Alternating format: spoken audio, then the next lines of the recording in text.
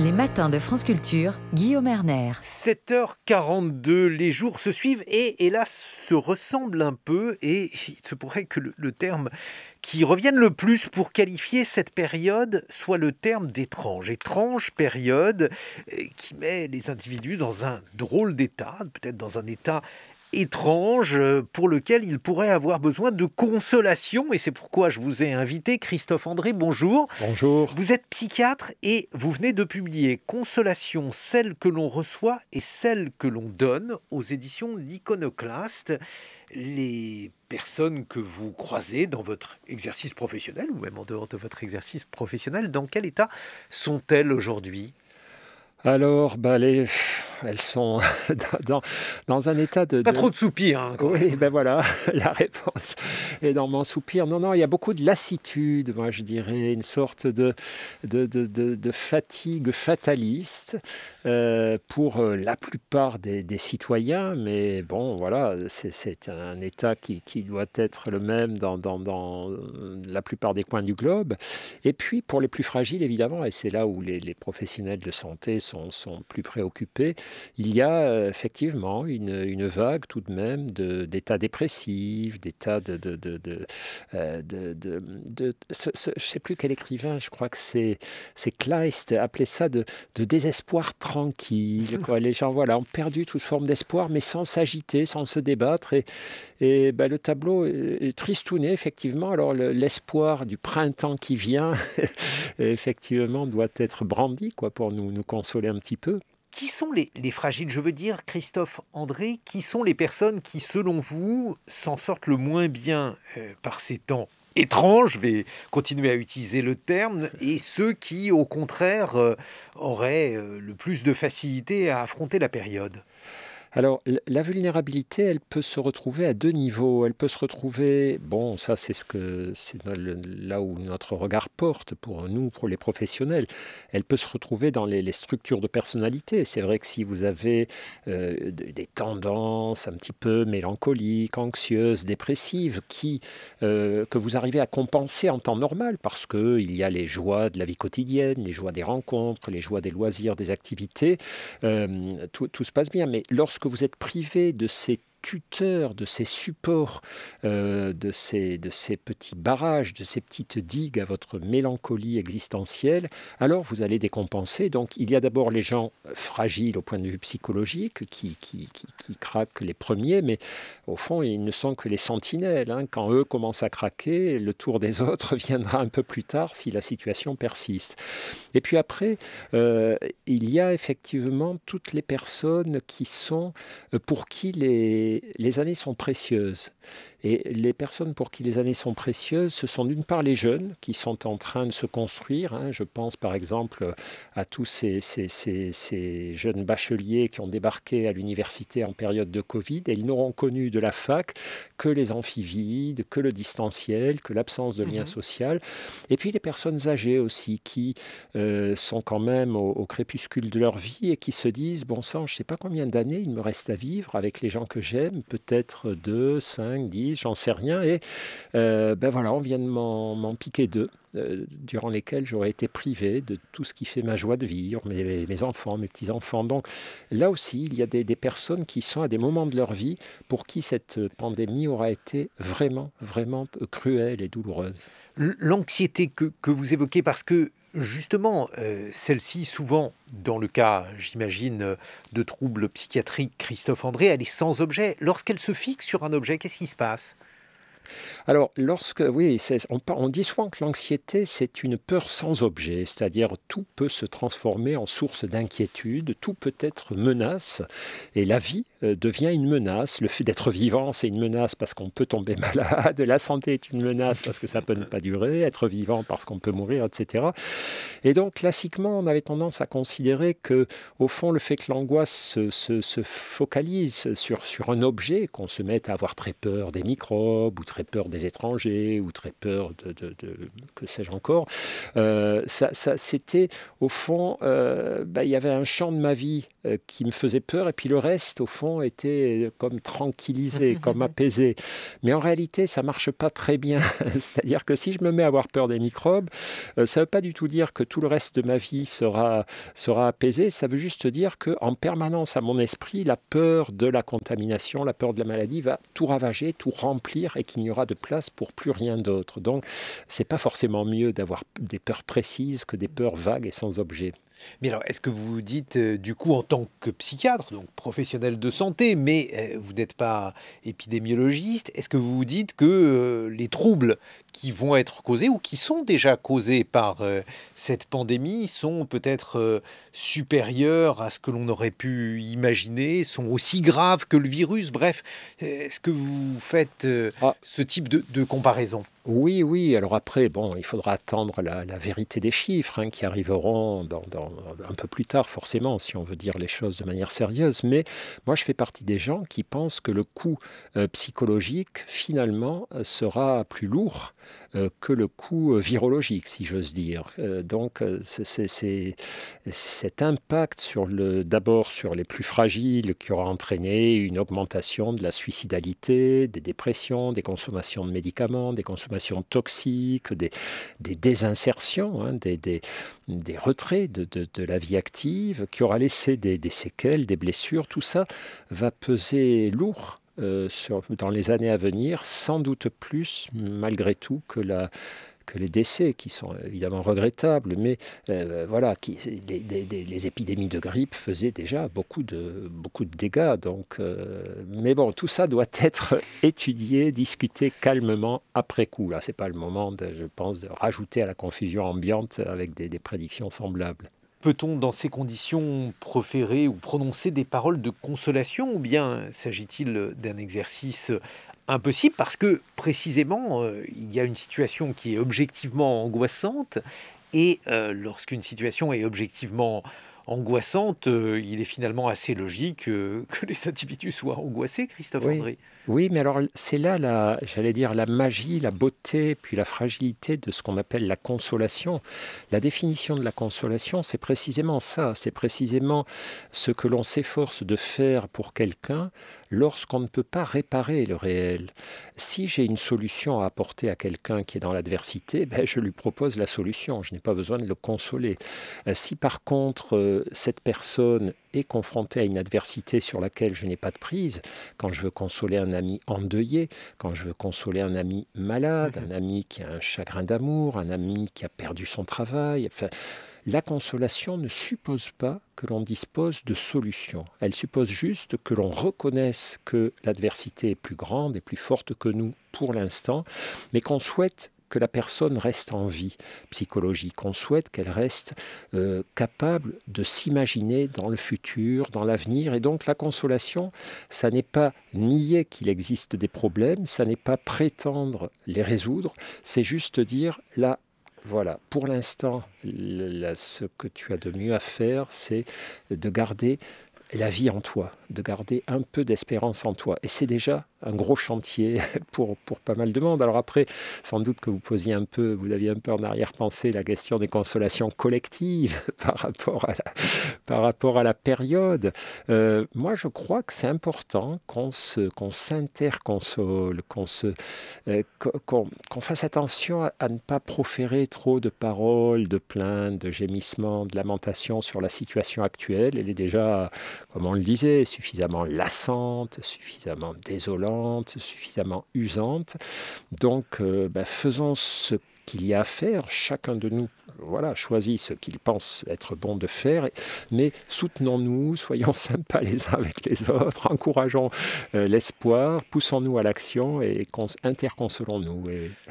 Mais d'ailleurs, en tant que psychiatre, est-ce que vous considérez comme étant un professionnel de la consolation? Parce que je crois qu'il y a cette phrase de Freud qui dit que le dépressif est celui qui voit le monde tel qu'il est. Il y a des situations, et vous les évoquez d'ailleurs dans votre livre Consolation, il y a des situations qui sont objectivement terribles, Christophe André, dans la vie. Bien sûr, oui, et puis il y a des il y a des situations et des épreuves de la vie dont on restera inconsolable. Si je perds un enfant, si des drames m'affectent ou si je vois des horreurs se dérouler autour de moi, eh bien de tout cela, je resterai inconsolable. L'enjeu n'est pas, une fois de plus, de résoudre à 100% l'adversité, de supprimer l'adversité, d'effacer le souvenir de l'adversité. L'enjeu est que la personne reste en vie psychique, reste avec cette envie de continuer, de partager, de découvrir. C'est ça que cherche à apporter la consolation. Donc, vous posiez la question de savoir si la consolation fait partie de l'acte de soin, finalement. Oui, elle doit en faire partie, mais ce que je raconte dans le livre, c'est que j'ai longtemps été aveugle à la consolation parce que justement, j'étais obsédé par le soin.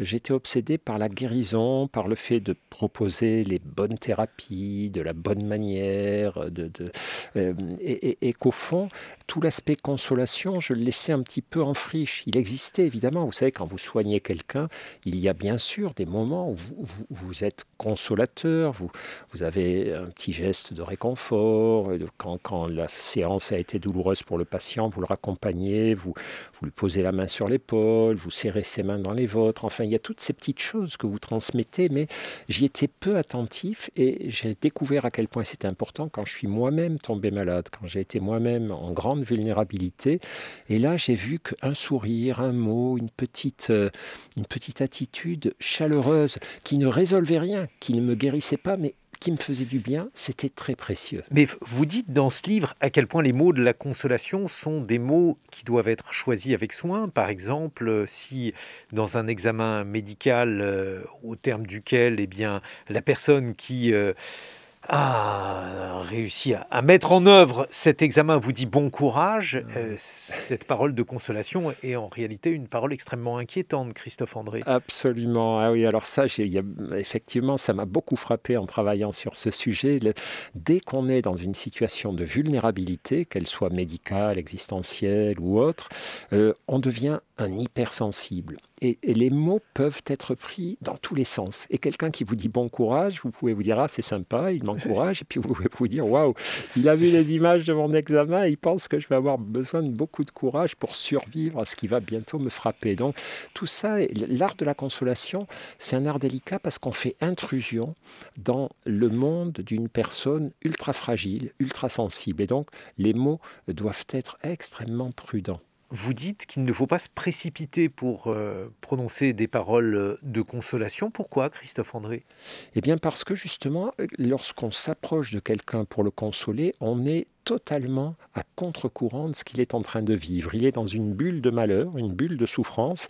Et si j'arrive en lui disant « ça va s'arranger, te fais pas de soucis, etc. », vraiment, je suis à une polarité absolument opposée de ce qu'il est en train de vivre. La consolation peut être une intrusion, peut être une sorte de forçage de la tristesse, et dans ce cas-là, elle va provoquer ce qu'on appelle en psychologie une réactance, un rejet. Et comme une greffe qu'on rejette. Et donc, c'est pour ça que quand on regarde toute la tradition de la littérature de consolation qui part de l'Antiquité, et qui arrive jusqu'à la Renaissance et jusqu'à notre époque, eh bien, tous les grands consolateurs, les grands théoriciens, les grands praticiens de la consolation disent il faut aller tout doucement. On s'approche, on propose sa présence, on prend la mesure de la souffrance et on voit ce que tout doucement il faut faire, des gestes, des regards, des paroles simples. Donnez-nous justement des exemples de cette littérature de la consolation, Christophe André. Et il y en a un certain nombre dans votre ouvrage Consolation, publié aux éditions de l'Iconoclaste. Alors, il y a effectivement d'abord toute la littérature de la philosophie stoïcienne dans l'Antiquité, les Sénèque, les Cicéron, les Marc Aurèle, les Boès, tous ces philosophes qui ont beaucoup écrit sur l'art de consoler ses proches lorsqu'ils sont soumis à des deuils ou des revers de fortune. Et c'est souvent très beau. Alors, aujourd'hui, ça nous paraît parfois un peu pompeux, un peu solennel. Par exemple, la lettre très célèbre que Plutarque écrit à sa femme femmes pour la consoler de la perte de leur petite fille. Et cette lettre, Céline l'a fait lire à un de ses personnages, je crois que c'est Bardamu, et Bardamu dit « Oh là là, ils sont vraiment bizarres ces gens, mais peut-être qu'ils avaient quand même aussi du chagrin de l'époque, parce que ce sont des consolations un peu pompeuses. C'est vraiment la consolation là pour but de remettre le citoyen dans la vie de la cité, de lui faire reprendre son activité sociale, politique, etc. Mais ça n'en reste pas moins très touchant. Il fait un portrait de sa petite fille entre les lignes qui est très beau. Après, on a cette tradition des consolations s'est prolongée par exemple à la Renaissance avec le célèbre les stances de Malherbe, ta douleur du Périer sera donc éternelle et les tristes discours, etc., etc. Mais les perles, les vraies perles, moi, que j'ai trouvées concernant la littérature de consolation, c'est dans la correspondance d'écrivains comme George Sand ou Rosa Luxembourg, qui était une femme politique allemande, donc emprisonnée dans le Berlin de l'après-Première Guerre mondiale et qui a fini par être assassinée dans sa geôle en 1919. C'était une militante communiste. Et ces femmes ont écrit des lettres de consolation à leurs proches d'une beauté, d'une puissance, d'une intelligence hors du commun. Mais à la fois, lorsque vous citez ces textes, ces bribes de textes de consolation, chez Rosa Luxembourg, chez Primo Levi, lorsqu'il quitte les camps, on s'aperçoit, Christophe André, que ce sont bien souvent les émotions les plus simples qui consolent. Absolument. La consolation, en tout cas à ses débuts, elle doit vraiment viser la simplicité. Vous savez, mais ça c'est logique. Plus je suis en détresse, plus je suis dans la désolation, dans le désarroi, dans le désespoir, moins je suis capable de recevoir des messages complexes. Et donc, la désolation, elle doit s'accompagner de mots très simples. Je suis là, je vais t'aider. Que veux-tu qu'on fasse maintenant? Voilà, c'est des choses ultra basiques. Alors, vu de l'extérieur, on se dit, si c'est ça la consolation, alors voilà, pas la peine de faire un livre de 400 pages. Mais justement, parfois, on n'ose pas tellement, ça nous paraît bêta. Pourquoi on n'ose pas? Parce qu'on a peur d'être ridicule, d'être convenu? On a peur de faire mal, souvent. On a peur de se faire jeter, que la personne nous éjecte de son chagrin. Elle ne veut pas qu'on rentre dans son chagrin. Et même ça, il faut l'accepter. Ce que j'essaie de développer dans le livre, c'est de dire, vous ne pouvez pas savoir quelle sera la portée de votre attitude. Vous approchez pour consoler, on vous rejette. Ça ne veut pas dire que votre démarche a été vaine. Peut-être que être venu vers cette personne, même si elle vous a renvoyé, lui aura fait un bien très très important. Christophe André, Consolation, celle que l'on reçoit et celle que l'on donne aux éditions de l'Iconoclaste. On se retrouve dans une vingtaine de minutes. Vous évoquerez avec nous la manière dont on peut aussi tenter de consoler même face à l'inconsolable, face à l'incurable, et puis également ce qu'un thérapeute peut par rapport à ces situations. Il est 8h sur France Culture. 7h, 9h. Les matins de France Culture, Guillaume Erner. Et nous retrouvons notre invité, le psychiatre Christophe André. Vous publiez Consolation, celle que l'on reçoit et celle que l'on donne aux éditions de l'Iconoclaste. Vous avez expliqué dans quelle mesure cet exercice d'humanisme était à même d'aider les hommes à vivre, de faire en sorte que les uns et les autres s'aident avec des propos, des paroles bien choisies, des petits actes, des attentions. Une action collective comme la politique, est-ce qu'elle peut consoler, Christophe André ? Alors, à première vue, c'est vrai que le monde de la politique, le champ politique, paraît très éloigné du monde et du champ de la consolation. La politique, c'est quand même un espace où sont privilégiés les rapports de force, parfois la violence, la mauvaise foi, parfois les mensonges, les trahisons, les abandons. Donc, ça ressemble assez peu au monde de la consolation, je dois dire. Et je ne suis pas certain que le rôle des politiques, des femmes et des hommes politiques, soit de consoler. Je ne suis pas certain qu'on attende d'eux des paroles consolatrices. Pour autant, c'est vrai qu'il y a toute une réflexion à conduire. Des philosophes comme Michael Fussell ont écrit sur la consolation et considère que notre époque a un grand besoin de consolation parce qu'elle est, cette époque moderne nous confronte à une perte d'illusions massives, la perte des illusions de toute puissance, la perte des illusions concernant un progrès continu, régulier, qui nous rapprocherait peu à peu de l'immortalité, de la santé pour tous, du bonheur pour tous, etc. Et que, évidemment, le réel ne se plie pas facilement à ces aspirations. Et donc, pour cela, nous sommes à consoler, nous sommes en attente de consolation, mais mon sentiment est que la consolation n'est pas tout à fait à sa place dans le monde de la politique. Mais justement, lorsque l'on est militant, lorsque l'on croit en quelque chose qui vous dépasse, Christophe André, il y a par exemple ces lettres de condamnés à mort qui sont tout à fait troublantes et émouvantes parce que les individus y acceptent plus facilement leur disparition lorsqu'elle est accompagnée d'un destin ou d'une cause qui les dépasse. Est-ce que dans ce sens-là, la politique ne peut pas être une source de consolation ? Si, je crois qu'il y a il faut séparer deux choses. Il y a le discours politique public et puis la manière dont chaque individu va s'approprier l'idéal politique et l'engagement politique. Alors effectivement, chaque idéal que nous cultivons, pour lequel nous nous battons, nous agissons au quotidien, c'est éminemment consolateur pour un être humain. Et une fois de plus, en rappelant que la consolation, son but n'est pas d'avoir la certitude que le réel va se plier à nos désirs, mais la consolation, c'est ce qui nous donne l'énergie de continuer à agir, à avancer, à continuer de vivre et de vivre pour ce qui est important pour nous. Donc, je pense que la consolation est très importante dans notre vie intime, elle est très importante dans notre vie relationnelle et voilà, c'est déjà énorme et qu'au fond, les politiciens, ces pauvres politiques de gauche, effectivement, on aurait envie de les consoler un peu des malheurs qui les frappent actuellement, mais pas par le biais d'une parole publique.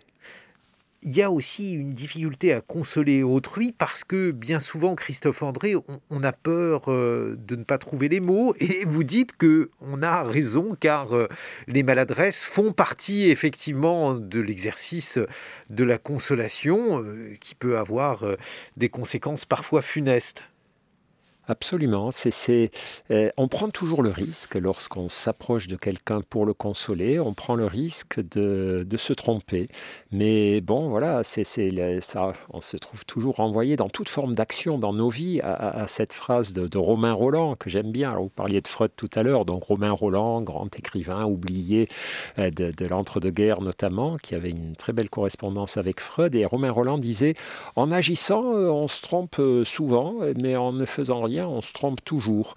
Et donc, lorsque je suis face à quelqu'un qui souffre, bien évidemment, en tentant de le consoler, je peux mal faire, mais en le laissant seul dans sa désolation, je suis sûr de mal faire. Mais est-ce que le thérapeute, je veux parler du psychiatre, du psychanalyste, est-ce que son rôle est de consoler ? Parce qu'on a des images de thérapeutes, je sais pas, je pense à Lacan, bref, à ce type-là d'imagerie où on se dit finalement que ces thérapeutes ne sont pas du tout compatissants et qui n'ont absolument pas pour but d'avoir des paroles consolantes. Peut-être même cela ne leur plairait-il pas du tout d'avoir à être là pour consoler autrui.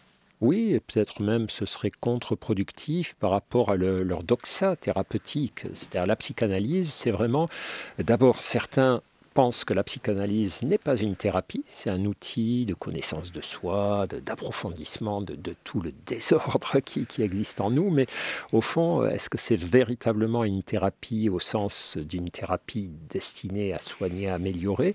Ça n'est pas si sûr de l'avis même des psychanalystes. Donc, les psychanalystes, effectivement, leur manière de travailler ne s'adosse pas à la consolation. Par contre, effectivement, les autres soignants pour peu que les psychanalystes acceptent l'étiquette de soignant, là encore, c'est un débat, la plupart des soignants considèrent que la consolation doit faire partie de l'accompagnement. Un soin ne peut pas se résumer à sa technique, à sa technologie, à un savoir-faire aussi puissant soit-il, aussi intelligent soit-il. Il nécessite un accompagnement psychologique dont la consolation fait partie. Rassurer les inquiétudes, manifester sa proximité, sa fraternité, son empathie, c'est quelque chose de très important et pas seulement en termes de réconfort, mais très probablement parce que ça a un impact biologique. Ça crée un apaisement biologique qui est précieux, qui participe à la guérison. Et lorsque vous évoquez dans ce livre, Christophe André, Consolation aux éditions de l'Iconoclaste, un certain nombre de propos consolants que vous avez dû prononcer à des personnes qui étaient par exemple atteintes d'un mal incurable. Qu'est-ce que l'on peut faire face à ça, et sachant que mentir ne sert à rien, proférer des paroles, ça sert à quoi dans ces conditions ? Ah ouais. Alors, mentir ne sert à rien, sauf que parfois, il vaut mieux mentir aux gens. Ça c'est vraiment lorsqu'on est... voilà, vous soulevez la question de l'accompagnement qu'on s'efforce d'offrir à des gens qui sont condamnés, qui sont atteints de maladies qui, à terme, vont les emporter. Parfois, il y a des personnes pour qui le meilleur réconfort, c'est le déni. Et donc des personnes qui attendent de leur entourage qu'on leur dise « tu vas t'en sortir, tu vas voir, ça va aller mieux », presque jusqu'au dernier moment. Et ça, il faut le respecter. C'est vraiment, on n'a pas à tordre le bras à ces personnes. Si toute leur vie a été construite sur le réconfort qu'apportent des illusions, beaucoup d'illusions sont consolantes et réconfortantes. Même lorsqu'on n'est pas malade, on a des tas d'illusions. On croit tous à des Pères Noël, à des petites souris, même dans notre vie adulte, de toutes parts. Pour autant, c'est très différent lorsque, et ce sont certaines des lettres que je reproduis dans le livre, certains des échanges que je reproduis dans le livre, c'est très différent lorsque la personne sait qu'elle va mourir, lorsqu'elle en parle ouvertement, lorsqu'elle vous annonce que ses jours sont comptés.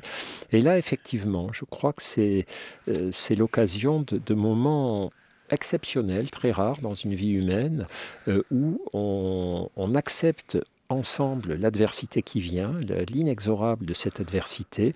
Je raconte aussi l'histoire d'un de mes patients qui avait accompagné son épouse dans ces derniers jours, et c'était bouleversant. Je me souviens, on pleurait pendant les consultations, c'est-à-dire il m'avait dit de manière très explicite, jamais nous n'avons été aussi proches, jamais nous nous sommes autant aimés l'un l'autre qu'à l'approche de la mort. Ça aurait été une expérience exceptionnelle et tragique à la fois. Donc, non, je crois qu'on peut vraiment consoler face à la mort par sa présence. Et après, le deuil. Le fait de comment peut-on survivre au deuil, ça c'est effectivement c'est la grande question que pose la consolation. Ce que montre un certain nombre d'études, la conviction de la plupart des soignants, c'est que le fait d'avoir traversé la période du deuil en étant accompagné, entouré, consolé, même si une fois de plus ces consolations, sur l'instant, ne nous ont pas forcément fait du bien, même si on les a envoyés balader, etc. Ça n'est pas du tout la même chose que d'avoir traversé un deuil ou une grande adversité en étant abandonné de tous. Parce qu'après, quelque chose se met en marche tout de même qui est de l'ordre de la reconstruction de soi, de la remise en marche avant. Et c'est ça l'enjeu, en fait, de la période de l'accompagnement, de la consolation qu'on propose aux endeuillés. Ne pas les abandonner parce que nous, on souhaite qu'il y ait pour eux une vie après le deuil, même si, comme on le disait tout à l'heure, une part d'inconsolable restera à tout jamais présente en eux. Alors, il y a d'ailleurs une question que j'ai trouvée particulièrement pertinente, c'est qui avez-vous perdu ? Oui, ça c'est un de mes collègues spécialisés dans l'accompagnement des personnes endeuillées qui fait un tout petit peu de provocation à ses patients pour les faire bouger, sortir des phrases convenues de réconfort, de consolation, qui demandent à un moment donné, voilà. Mais vous avez perdu qui ? Le patient dit, mais enfin, vous le savez bien, je viens de perdre mon mari. Il dit, non, non, non, non.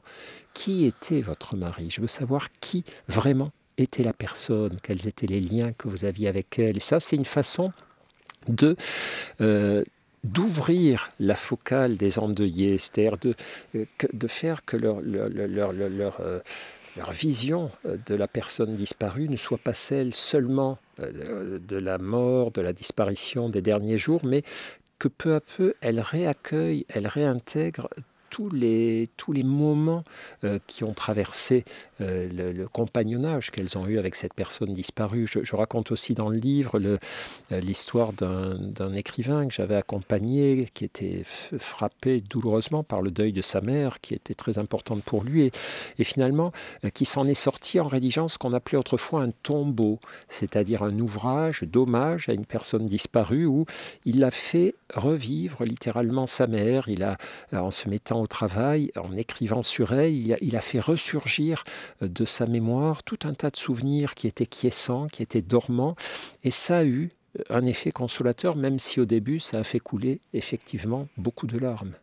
Et l'autre type de perte, par exemple la perte d'un amour, le fait d'avoir une rupture, de ne pas réussir à surmonter cette rupture, là aussi, qu'est-ce que l'on peut faire dans ce type de configuration? Puisque on a parfois l'impression que ce genre d'événements sont insurmontables. Que dit le psychiatre par rapport à ces événements? Je ne sais pas d'ailleurs s'il faut les psychiatriser, parce que... Non, oh non, non, non, il faut pas. Moi, en tant que psychiatre, je trouve qu'on psychiatrise trop, justement, que ce soit les questions de l'éducation des enfants, les adversités de la vie quotidienne. Et j'aimerais beaucoup qu'il y ait davantage de consolation qui viennent de l'entourage et moins qui doivent venir des professionnels. Mais par rapport à l'histoire des chagrins d'amour, des conflits, des pertes, etc., je crois que le premier obstacle, c'est de ne pas sous-estimer la portée que ça peut avoir pour la personne. Vous savez que traditionnellement,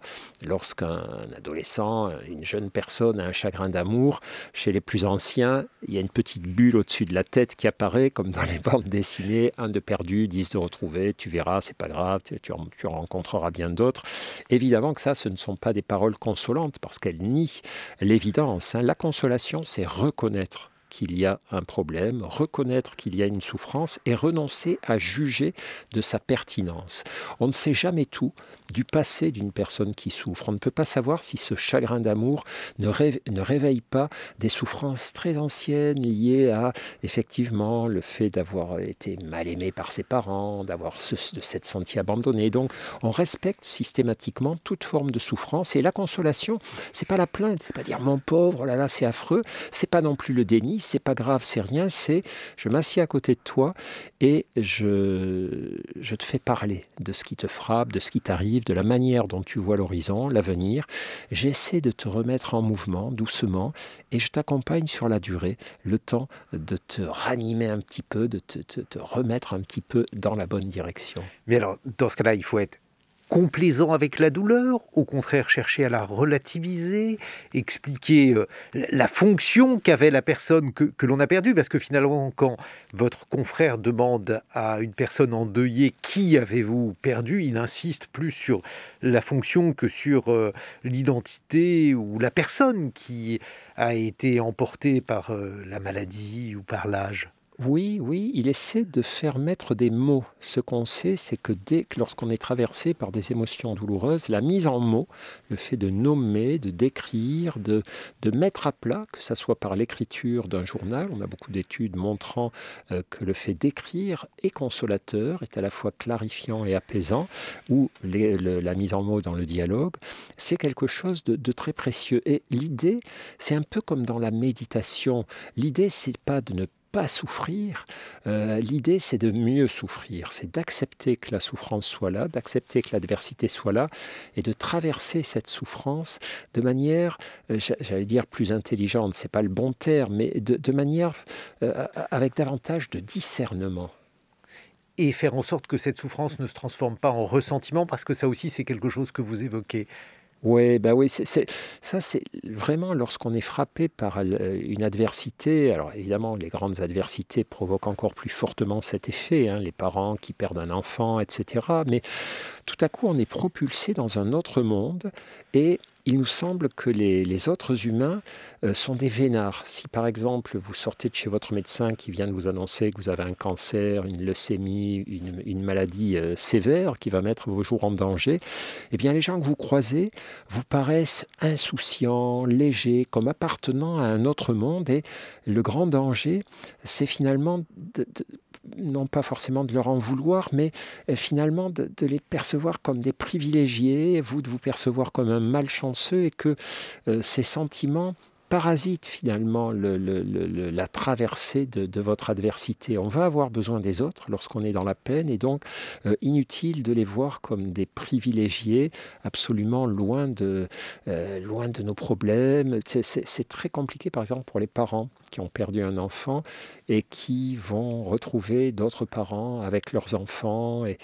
Et là, il y a vraiment cet effort à faire pour être heureux pour eux, ce qui est vraiment un truc très compliqué au tout début, en tout cas. Et oui, surtout qu'il y a toujours une tentation de donner un sens aux malheurs de l'existence, y compris lorsque ces malheurs n'ont bien entendu aucun sens, en tout cas aucun sens perceptible.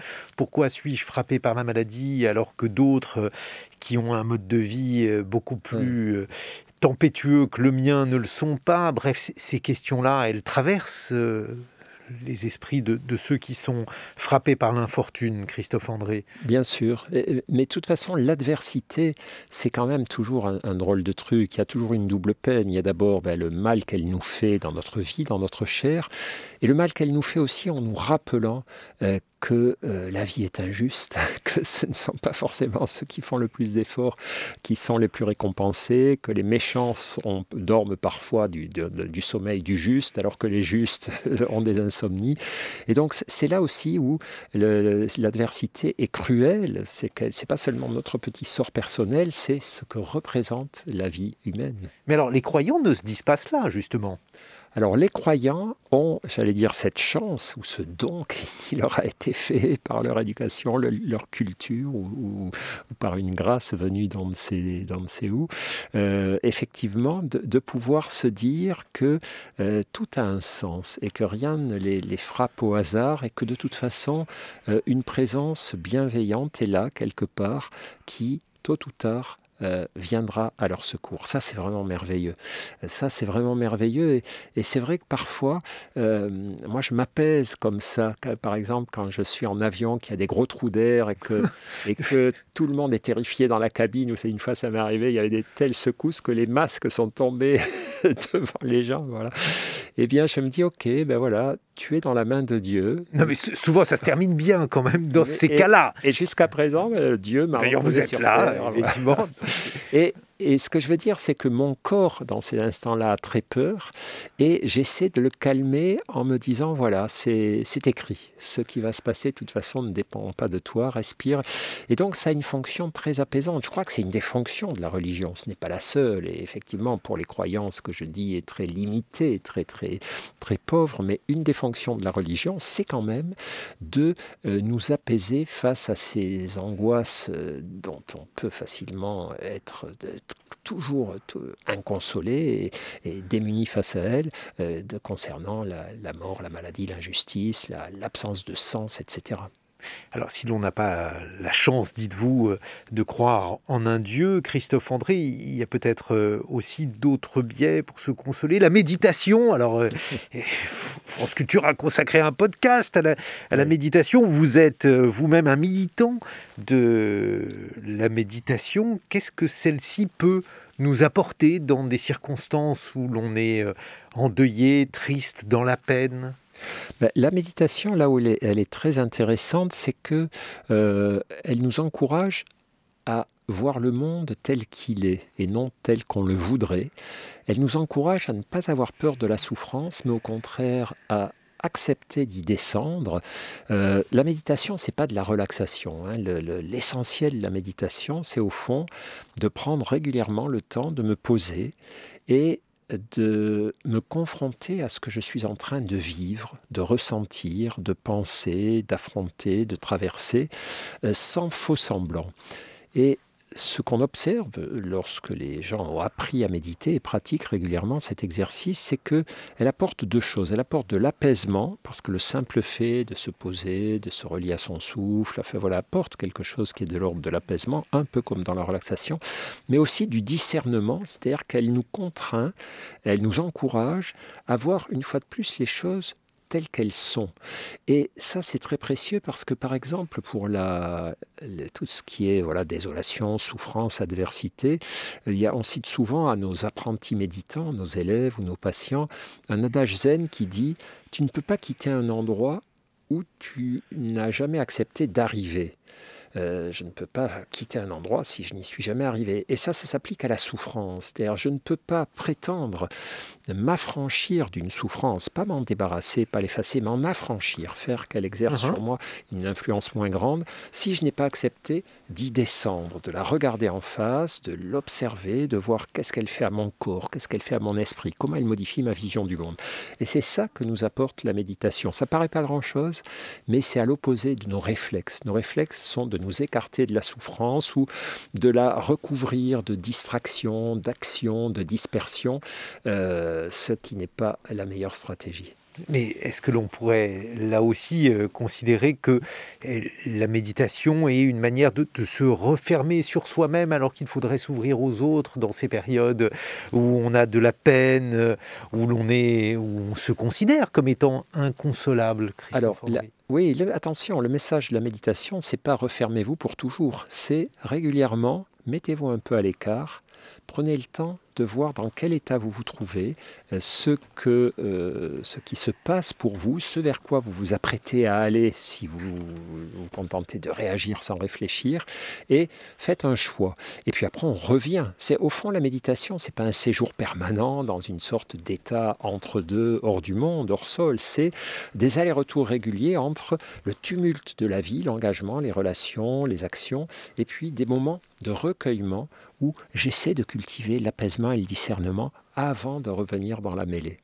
Et est-ce que cette mêlée, justement, elle ne peut pas être une manière de s'oublier, de trouver un sens dans sa vie, même si on a l'impression que celle-ci est définitivement endommagée, aller vers les autres ou alors avoir une expérience collective, par exemple? Est-ce que ça n'est pas une manière de s'en sortir, Christophe André? Si, c'est une manière de s'en sortir, c'est ce que les anciens auteurs appelaient le divertissement, c'est-à-dire tourner son attention vers autre chose.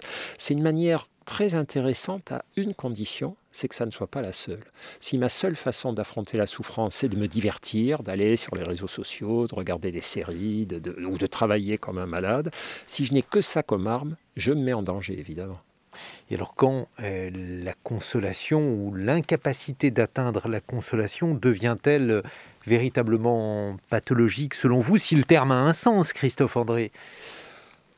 Oui, la pathologie, le terme a un sens. La pathologie, c'est quand la souffrance déborde l'individu au point de rendre sa vie infréquentable, de lui donner envie d'en finir, par exemple, ou de le refermer sur lui-même à un point tel qu'il ne peut plus qu'aller vers la détestation. Détestation de sa personne, détestation des autres, détestation du monde.